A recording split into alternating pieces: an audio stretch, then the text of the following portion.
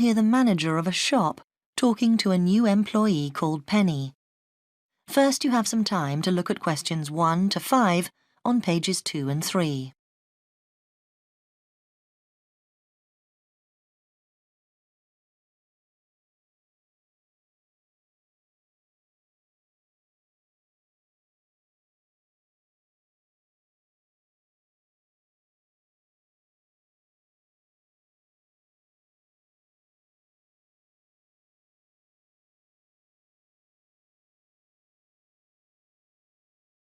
We shall begin. You should answer the questions as you listen, because you will not hear the recording a second time. Listen carefully and answer questions 1 to 5. Come in. Good morning, it's, Oh, Penny, man. Oh, yes. Penny, do sit down. Now, I know a lot of things emerged during your interview last week, but I thought it was worth going over the essential stuff again. Yes, absolutely. That'll be very helpful. The first thing is that, given your interest in fashions, we've decided to put you in the dress department. Oh, that's great. Is that next to the children's section? Yes. Now, we've given the section a new name, actually. From next week, it's going to be called the Young Set. Youngster. No, 2 words. The Young Set. Right. Oh, sorry. Now, you'll be required to work a 5.5-day week. We're closed on Wednesday afternoon, and Sunday, of course. Do we get overtime for Saturday? Well, actually, we used to give an extra $2 an hour, but then we decided to make it a flat rate of $6.50 an hour. Okay, fine. And the actual hours? 9 to 5, with an hour for lunch and 15-minute coffee breaks. And what about holidays? Well, it's 3 weeks in the first year, and that rises to 4 weeks in your 3rd year with us. Now, we do give you on-the-job training, which we conduct during normal hours, so you'll be paid for that. Which day? It's on the first Tuesday of every month. Before you hear the rest of the conversation, you have some time to look at questions 6 to 10 on page 3.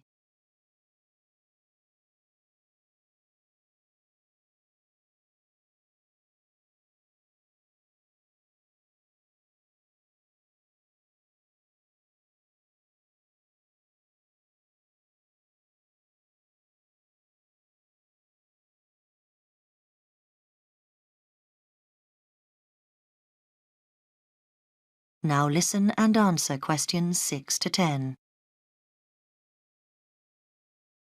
Now, in addition to your basic pay, I should explain that you're entitled to some staff perks, which our assistants do find a valuable benefit. Do we get a discount? That's right, 25% off everything in the store, although we do make an exception for sale goods, which I'm afraid have no discount. Yeah, fine. And I was wondering about pension arrangements. Mm-hmm. You get a good company pension, which our personnel manager will be able to explain to you in detail. She's in room 12. Worth going along to see her. And who will I be working under? Mr. Appleby? The manager of your section is Mrs. Waddell. That's Waddell. Mrs. Waddell. Okay. And apart from serving the customers, will I have any other duties? Good question. We do ask you to do the window dressing. Oh, I'll enjoy that. And one of the biggest worries in the boutique is shoplifters, so you have to check for them. Will I receive training on that? Yes, certainly. That'll be one of the sessions next month. Oh, and we'll be asking you to check stock. Right. Yes, of course. And is there a particular dress code in the shop? Right. Well, we're quite flexible. But what we do is ask you to wear a black skirt, and the shop will give you a red blouse. We'll also give you a name badge, which you must wear all the time. Yeah, of course. Right. Is there anything else you'd like to ask me? No, that's very comprehensive. Thank you. Good. So we'll see you on Monday. Yes. Thank you. Goodbye. Goodbye.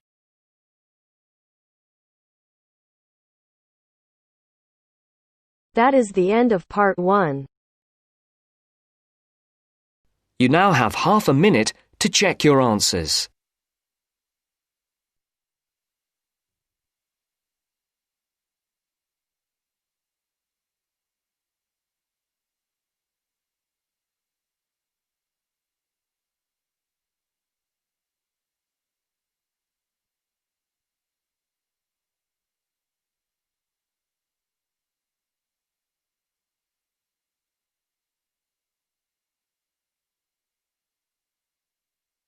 Now turns to part 2. Part 2. You will hear a recorded message giving tourists travel information in a large city.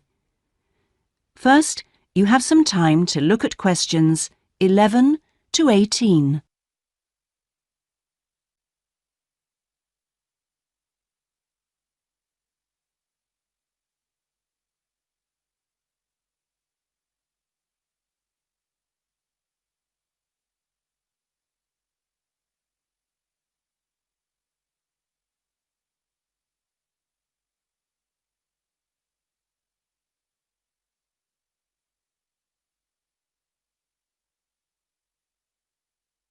Now listen carefully and answer questions 11 to 18. Thank you for calling the tourist line. There are many different ways of getting round the city, and we'd like to suggest some you may not have thought of. How about a city trip by boat? There are 4 main stopping points. From west to east, Stop A, Greenbanks, Stop B, City Bridge, Stop C, Roman Landing, and Stop D, Newtown. You can find the main booking office at Stop A. The first boat leaves at 8 a.m. and the last one at 6:30 p.m. There are also many attractions you can visit along the river. At Stop A, if you have time, you can visit the fine 16th century palace here, built for the king, with its beautiful formal gardens. It's very near the booking office. Now you can enjoy every corner of this superb residence. Stop B. Why don't you visit Tower Restaurant with its wide range of refreshments? This is a place where you can sit and enjoy the wonderful views over the old commercial and banking centre of the city. Stop C is the area where, in the 1st century AD, invading soldiers crossed the river. This was much shallower than it is now. That's why this area is called Roman Landing. There's an interactive museum to visit here, with a large shop which has a good range of local history books. At the furthest point of the trip, Stop D, the most exciting place to visit is the new entertainment complex with 7-screen cinema, bowling alley, and video games arcade. Before you hear the rest of the message, you have some time to look at questions 19 and 20.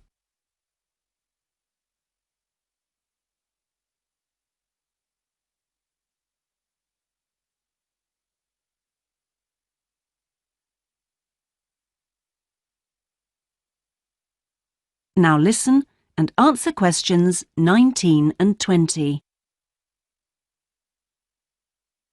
Besides the boat tours, there are city buses. 2 companies offer special services. The top bus company runs all its tours with a live commentary in English.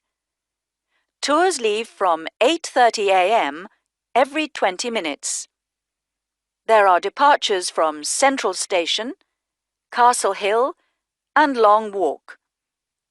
This is a hop-on, hop-off service, and tickets are valid for 24 hours. For further details, call Top Bus on 0208 944 7810.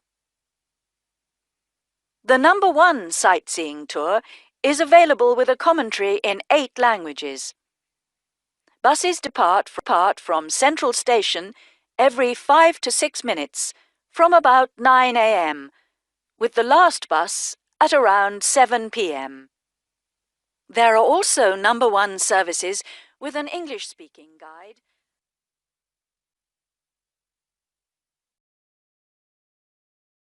That is the end of part 2. You now have half a minute to check your answers.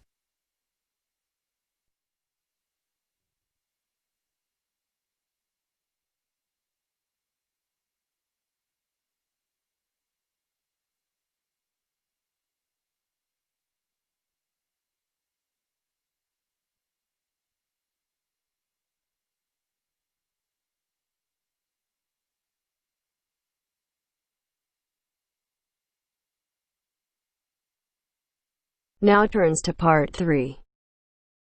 Part 3. You will hear a lecture on volcanic activity and its effect on the atmosphere. First, you have some time to look at questions 21 to 25.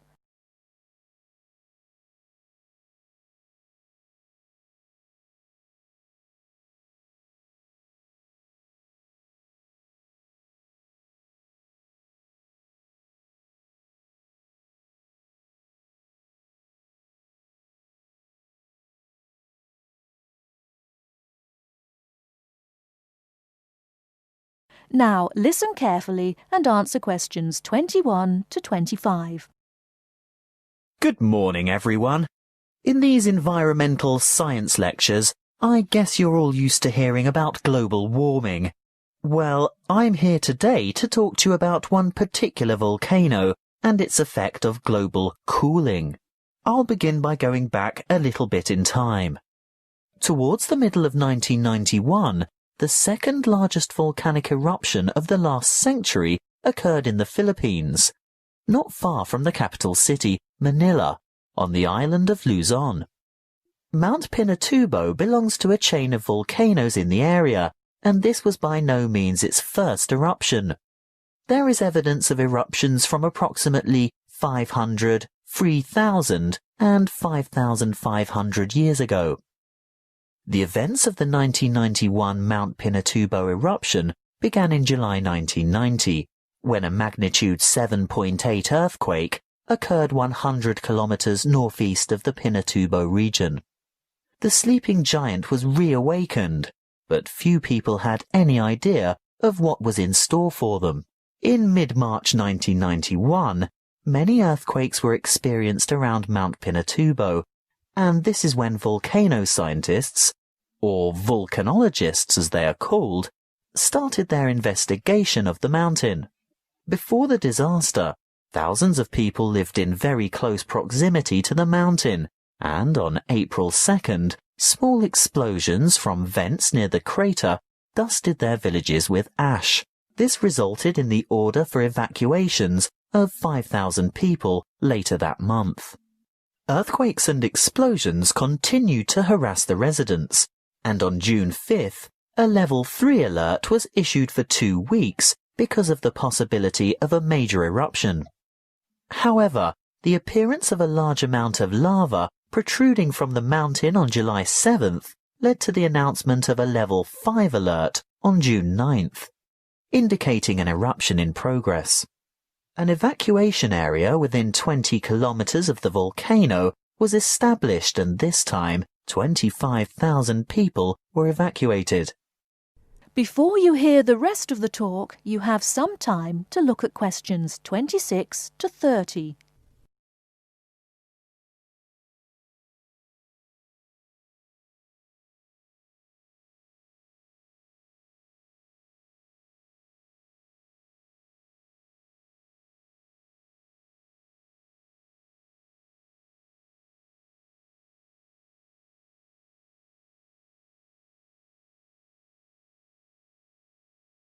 Now listen and answer questions 26 to 30. Were evacuated.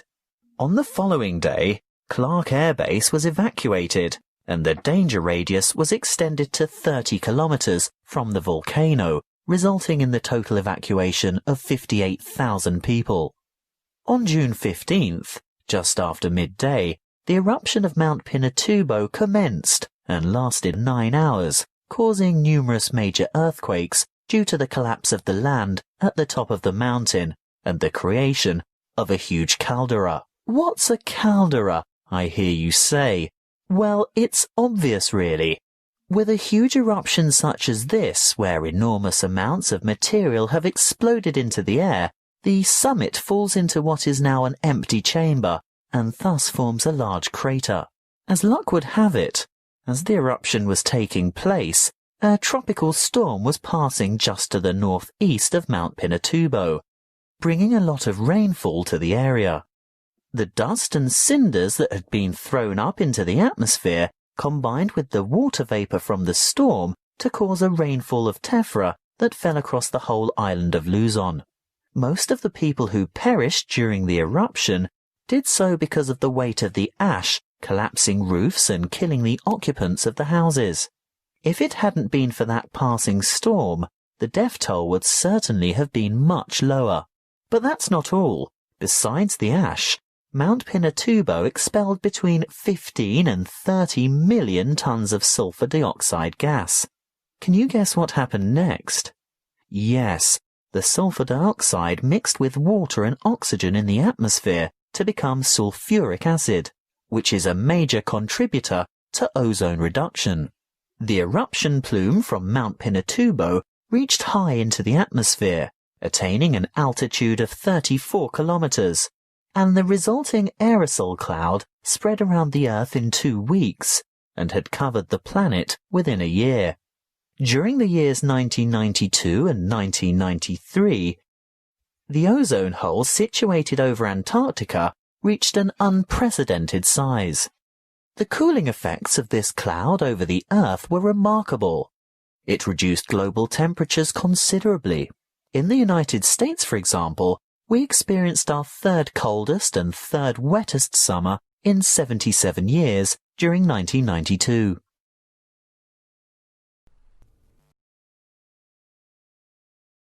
That is the end of part 3. You now have half a minute to check your answers.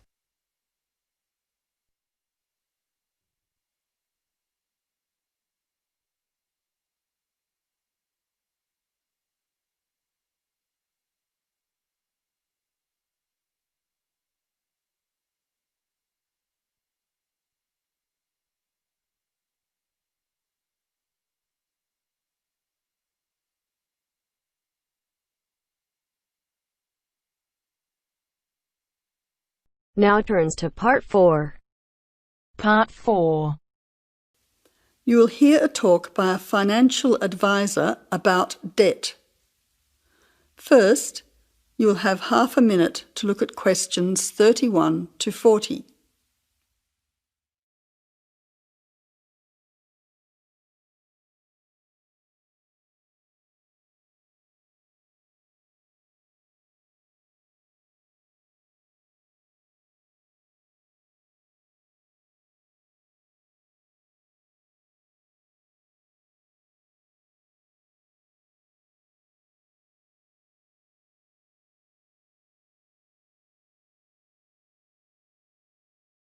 Now listen carefully to the talk and answer questions 31 to 40.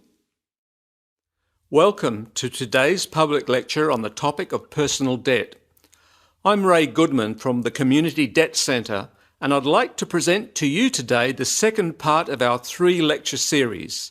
Today we're going to look at how debt affects our lives. Debt is nothing new. It's found throughout human history and in every society. Many people know what it feels like to be in debt. Those of you who have bought a house will probably have a mortgage. Perhaps you have borrowed money from family or friends or got a loan for a car. Debt can sometimes be a way of juggling financial commitments and of paying in advance for things that you really need. For everyday living, you might not earn enough money from your job to pay for all the things that you need. You may require a little extra money in the form of credit cards. But debt has a darker side. Imagine how you would feel if you were deeply in debt and unable to repay what you owed. The consequences for many people can be disastrous. Today, people in the richer countries of the world live in a society where credit is easily accessible. Banks, building societies and credit card companies often encourage people to take out loans. They then make money by charging interest. For very low income earners, borrowing from a bank can be impossible. Instead, they are forced to take out a much higher interest loan from a private lender. They soon find that despite cutting back on many essentials, they are unable to keep up with these repayments. They are forced to take out another loan and find themselves plunging deeper and deeper into debt. People can find themselves with growing debts if they are unable to repay interest. This may be because of a sudden life-changing event, such as a business failure or losing a job. But for many households, debt is a means of survival. In developing countries, people borrow a tiny sum of money from a local landowner, for example, to pay for medical treatment. They agree that a child would work as a full-time servant to repay the debt, and that child becomes a bonded labourer. But since they are never paid, there is no hope of clearing the debt. Their life is ruled by fear. With no money, education, or experience of life, it is impossible for them to escape. Today, debt bondage is a major form of slavery. As you can see, debt affects everyone all over the world to varying degrees. I hope the information I have presented to you today will make you think twice about getting into spiralling debt. Of course, if you are already finding yourself in financial difficulties, please make an appointment to see one of our helpful staff members after this talk. Thank you. That is the end of part 4. You now have half a minute to check your answers.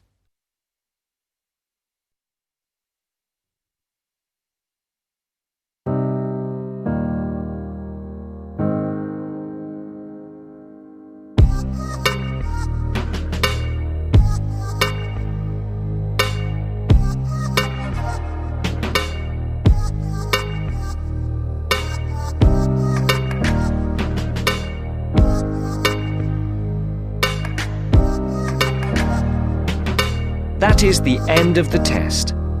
You now have 10 minutes to transfer your answers to your Ielts listening answer sheet.